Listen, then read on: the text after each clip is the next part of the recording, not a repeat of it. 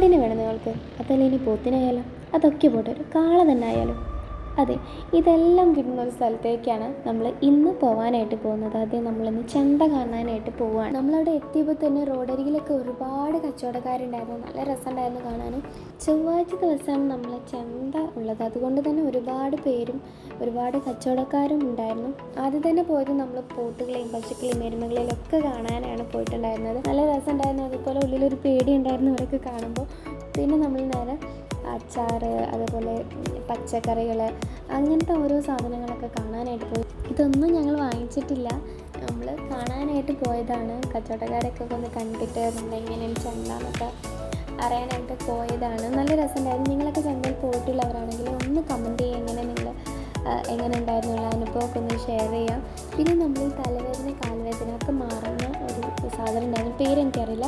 അപ്പോൾ അത് വാങ്ങിച്ചിട്ടുണ്ടായിരുന്നു. മാറ്റമുണ്ട്, തലവേദനക്കൊക്കെ അത്യാവശ്യം നല്ല മാറ്റമുണ്ടായിരുന്നു. പിന്നെ നമ്മൾ നേരെ പോയത് ആടുകളെ കാണാനാണ്. വിഷുക്ക് ഭയങ്കര ഇഷ്ടമാണ് ആടും കുട്ടികളിലൊക്കെ കാണാനായിട്ട്. അപ്പോൾ ആടിനെ കാണാനാണ് നമ്മൾ പോയിട്ടുണ്ടായിരുന്നത്. അത് കഴിഞ്ഞ് നേരെ ഞങ്ങൾ ഭക്ഷണം കഴിക്കാനായിട്ട് പോയി. ഞങ്ങൾ പുറത്തുനിന്ന് കഴിക്കാമെന്ന് വിചാരിച്ച് വീട്ടിൽ നിന്ന് കഴിക്കാതാണ് വന്നിട്ടുണ്ടായിരുന്നത്. പിന്നെ അത്യാവശ്യം നേരം വൈകിപ്പോയി.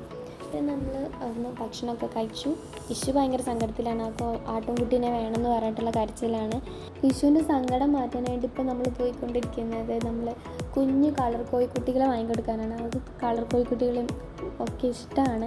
അപ്പോൾ അവർക്ക് ഇഷ്ടപ്പെട്ട ഓറഞ്ച് കളറും അതുപോലെ യെല്ലോ കളറും കോഴിക്കുഞ്ഞുങ്ങളെയാണ് നമ്മൾ വാങ്ങിയിട്ടുണ്ടായിരുന്നത്. അങ്ങനെ നമ്മൾ കോഴിക്കുഞ്ഞുങ്ങളൊക്കെ വാങ്ങി ചന്തയിലുള്ള എല്ലാ കച്ചവടക്കാരെയൊക്കെ ഒന്ന് കണ്ടിട്ട് നമ്മളങ്ങനെ വീട്ടിലേക്ക് പോവുകയാണ്. അപ്പം നിങ്ങൾ ചന്തയിൽ പോയിട്ടുള്ളവരാണെങ്കിൽ പറയുക, നിങ്ങളുടെ അഭിപ്രായങ്ങളും എങ്ങനെ ഉണ്ടായിരുന്നു നിങ്ങളുടെ എക്സ്പീരിയൻസൊക്കെ ഒന്ന് ഷെയർ ചെയ്യുക. പിന്നെ നമ്മൾ കോഴിക്കുഞ്ഞുങ്ങളൊക്കെ എപ്പോഴും നല്ല ആരോഗ്യത്തിൽ തന്നെയാണ്. ഇപ്പോൾ അവർക്ക് ചിറകൊക്കെ വന്ന് വലിയ കോഴിക്കുട്ടികളായിട്ടുണ്ട്. അപ്പം ലൈക്ക് ചെയ്യുക, ഷെയർ ചെയ്യുക, സബ്സ്ക്രൈബ് ചെയ്യുക. നമുക്ക് സബ്സ്ക്രൈബേഴ്സ് വളരെ കുറവാണ്. അപ്പോൾ ലൈക്ക് ചെയ്യുക, ഷെയർ ചെയ്യുക, സബ്സ്ക്രൈബ് ചെയ്യുക.